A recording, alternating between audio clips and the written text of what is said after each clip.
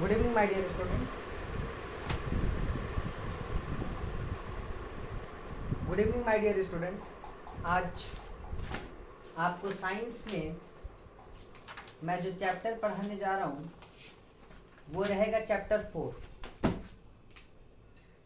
Chapter का नाम है सॉर्टिंग मटेरियल्स इनटू ग्रुप। ये है नाम, ठीक है। मतलब ये चैप्टर का है सॉर्टिंग मटेरियल्स इनटू ग्रुप। मतलब कि मटेरियल्स को सॉर्ट करना, ग्रुप में से मटेरियल्स को सॉर्ट करना, छांट लेना। मतलब मैं तुमको बता रहा हूँ सॉर्टिंग करना क्यों इतना जरूरी होता है। जैसे मान लो बुक का हो, अनाज हो, या फिर कपड़ा हो, या फिर आपका और भी सामान हो, जूता चप्पल हो। अगर सब इकट्ठा एक ही जगह पे डाल दिया जाए तो तुम्हें ढूंढने में परेशानी होगी। इसीलिए हम जो है कपड़ों के लिए स्पेशली अलमारी में रखते हैं, बुक के लिए स्पेशली सेल्फ्स का इस्तेमाल करते हैं, अनाजों के लिए हम किचन में अनाज रखते हैं। हर एक चीज़ को जहाँ रखना चाहिए वहाँ पे अलग अलग। दुकान पे जाते हो, तुमने देखा होगा जब तुम मॉल में जाते हो या शॉप शॉप पे जाते हो तो तुमने देखा होगा कि ग्रोसरी आइटम अलग होता है ना। कॉस्मेटिक आइटम अलग होता है। कॉस्मेटिक मतलब कि सौंदर्य रिलेटेड जो वस्तुएं रखी रहती हैं एक जगह रखी रहती हैं, ठीक है। और अनाज वाली वस्तुएं एक जगह रखी रहती है, ड्राई फ्रूट्स वाली एक जगह रखी रहती है। मतलब कि अगर वो सब मिक्स होकर रखा रहता तो हमको ढूंढने में परेशानी होती। लेकिन सबका अलग अलग जगह पे रखने से हमें किसी चीज को चाहिए तो आसानी से हमें वो चीज क्या होता है, मिल जाता है। वही चीज है, यही चीज है sorting materials into group. Group में से मटेरियल्स को सॉर्टेड कर लेना, छांट लेना। Importance of grouping things. हमें क्यों जरूरत होता है कि लोगों को मतलब चीजों को ग्रुप में बना के रख देना। देखो, प्लेसिंग और sorting material things together is called a grouping. मतलब ग्रुपिंग है क्या, सबसे पहले ये समझ लो ग्रुपिंग है क्या। ग्रुपिंग तो ग्रुपिंग मतलब प्लेसिंग रखना और सॉर्टिंग छांट लेना। Sorting similar things together. मतलब यूं समझ लो बहुत सारे कबाड़ रखे हुए हैं, उसमें लोहे को अलग छांट लेना। देख लेना स्क्रैप्स का जो लोग काम करते हैं ना, जब कबाड़ वाला जो सबके घरों से कबाड़ इकट्ठा करके जब वो पहुंचता है तो जो मेन कबाड़ के मालिक होते हैं स्क्रैप्स के, वो क्या करते हैं, प्लास्टिक अलग करते हैं, लोहे को अलग करते हैं, तांबा अलग कर लेते हैं, है ना, रबड़ अलग करते हैं, कॉपियां अलग कर लेते हैं। तो यही होता है प्लेसिंग और सॉर्टिंग। सॉर्टिंग मतलब छांट लेना, सिमिलर थिंग्स टुगेदर एक जैसी कैटेगरी वाली चीजों को अलग कर लेना, यही आपका ग्रुपिंग है, ठीक है।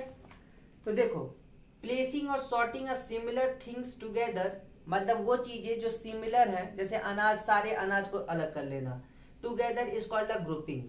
Grouping makes it easier for us to find thing when we need them.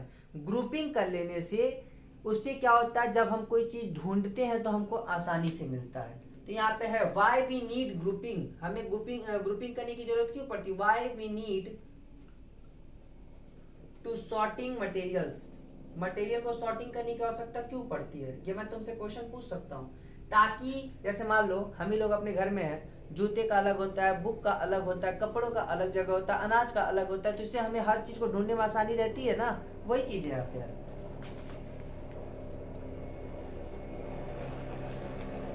तो यहाँ पे आंसर होगा, answer question placing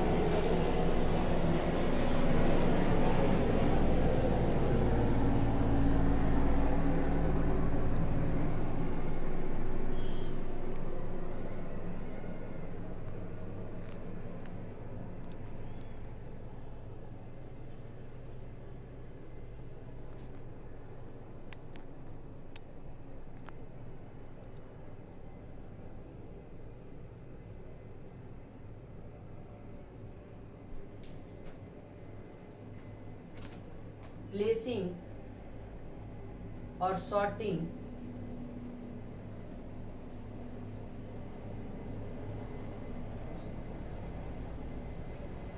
answer, grouping makes it easier for us to find things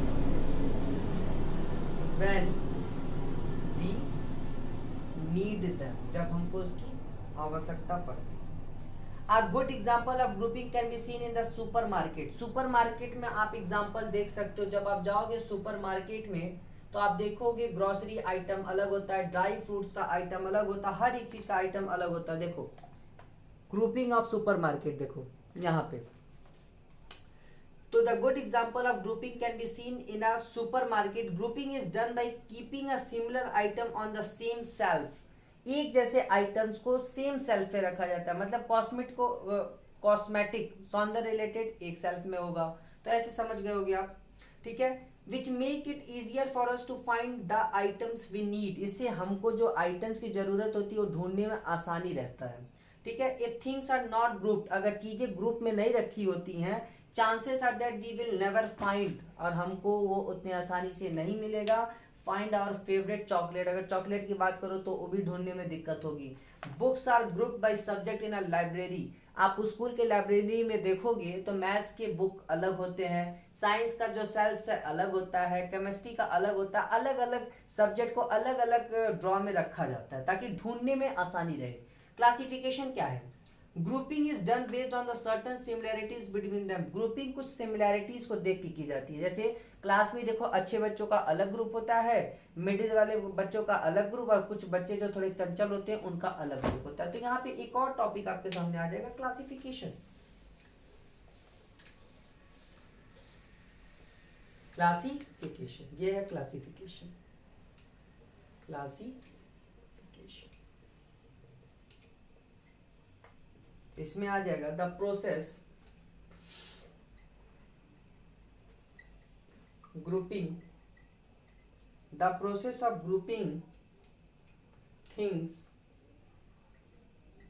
based on similarities and dissimilarities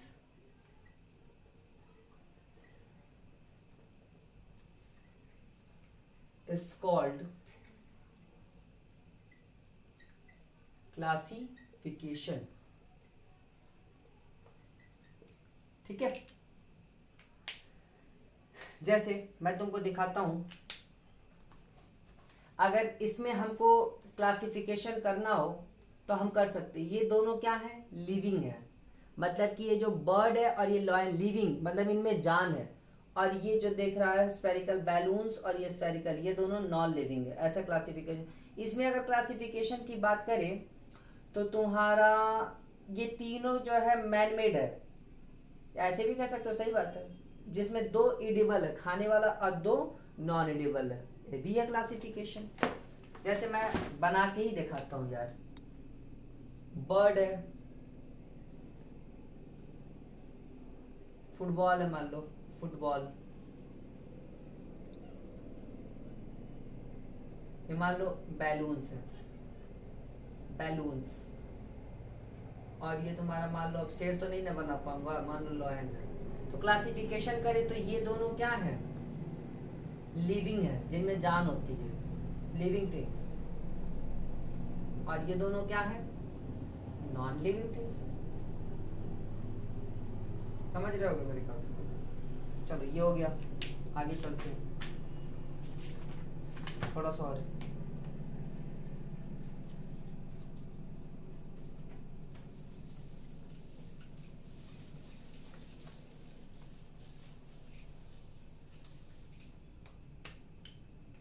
properties of material. क्या होती है properties material की? Properties विशेषताएं, properties of materials.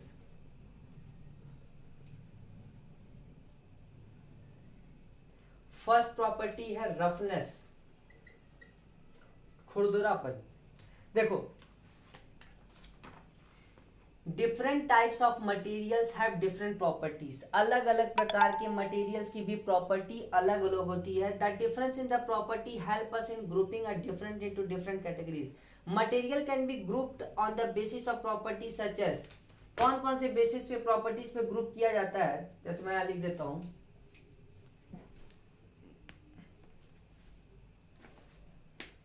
जैसे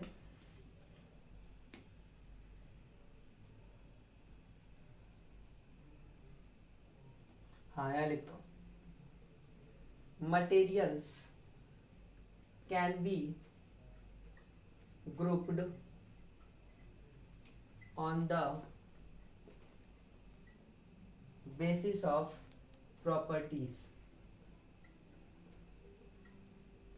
such as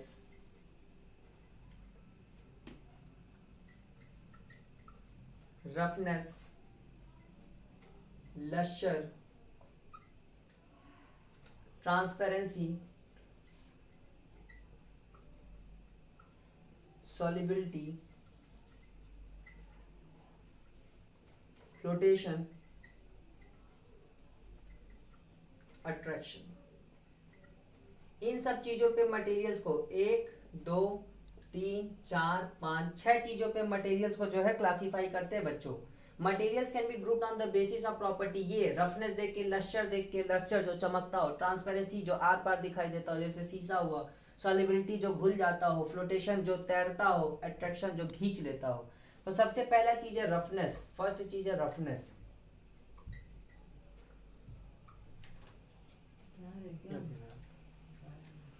बेस्ड खुला हुआ है on on the roughness of their surface।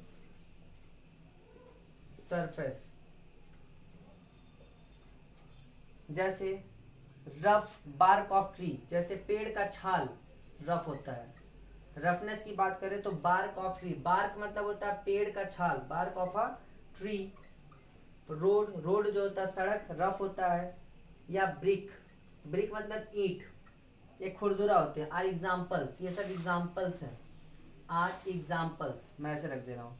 Smooth की बात करें, जो फ्लैट होता है, स्मूथ मतलब जो बराबर होता है। फ्लावर पेटल्स, फूलों के पेटल्स, फ्लावर पेटल्स स्मूथ होते हैं। और भी मैं समझता हूँ स्मूथ की बात करें तो मिरर भी होता है, सरफेस ऑफ मिरर, हाँ बिल्कुल सही है, surface of a mirror smooth होता है। बेबी का स्किन भी होता है। तो ये सब चीजें हैं, अभी रफनेस है।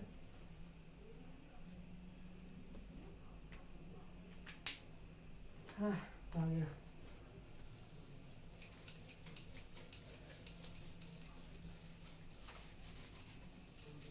अब सेकंड प्रॉपर्टी है लस्टर।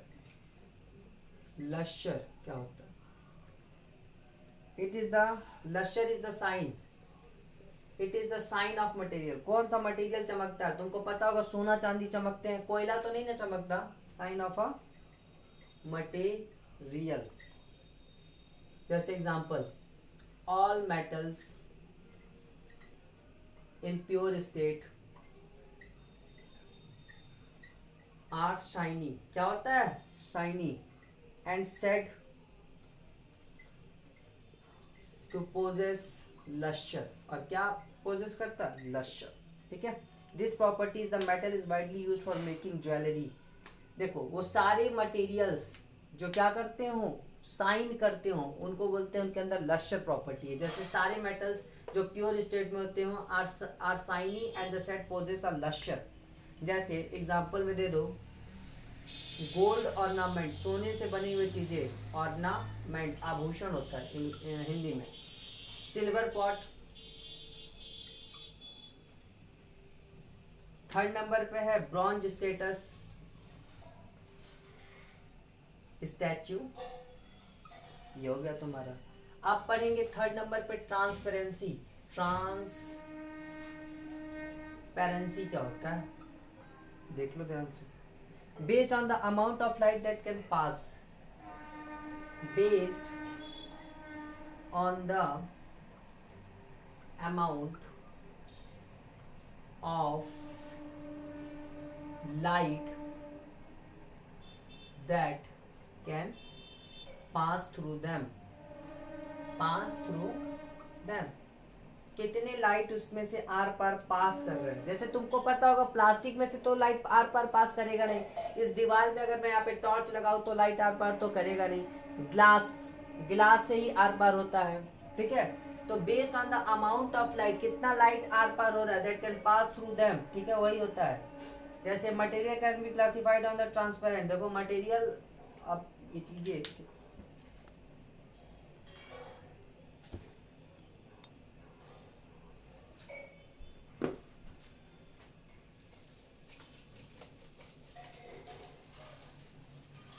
देखो, ट्रांसपेरेंसी की बात करें तो 3 पार्ट पे बटा हुआ है।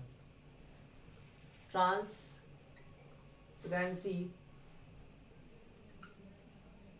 ट्रांसपेरेंसी की बात करो तो मटेरियल जो है 3 पार्ट में है। एक तो है ट्रांसपेरेंट, दूसरा है translucent,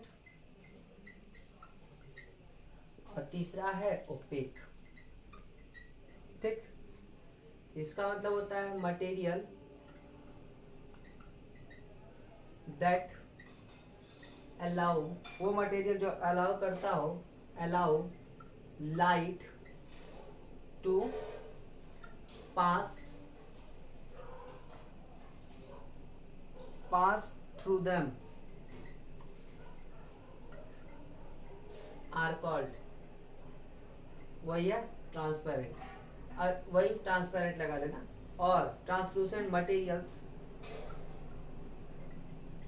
that allow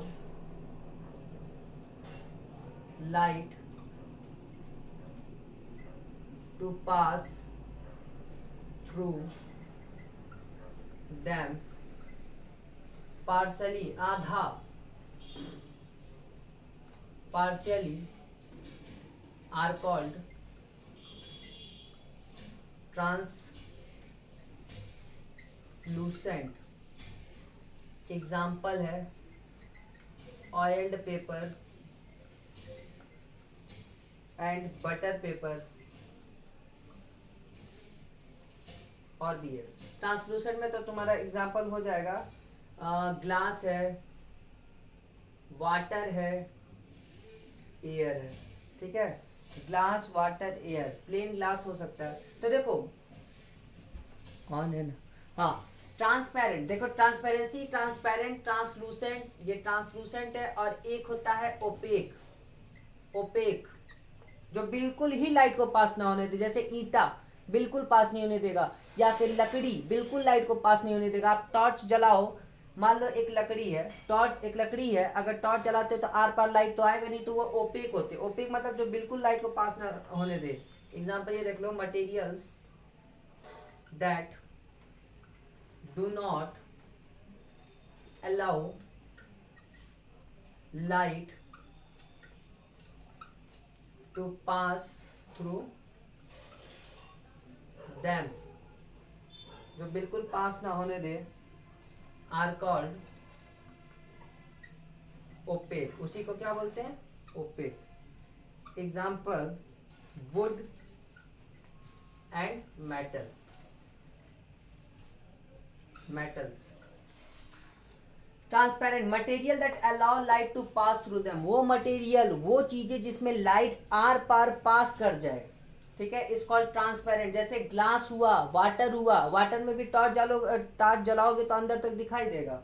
air, air तो देख ही रहे हो, यहाँ पे भी टॉर्च जलाओगे आर पार होता है। ट्रांसलूसेंट जो लाइट को पास होने दे लेकिन आधा, material that allow light to pass through them partially, partially मतलब होता है आधा, is called the translucent. Oil paper, butter paper. Opaque होता है material that do not allow light to pass through them, जो बिल्कुल ही लाइट को पास ना होने दे, वो क्या है तुम्हारा? ओपेक है। Thank you.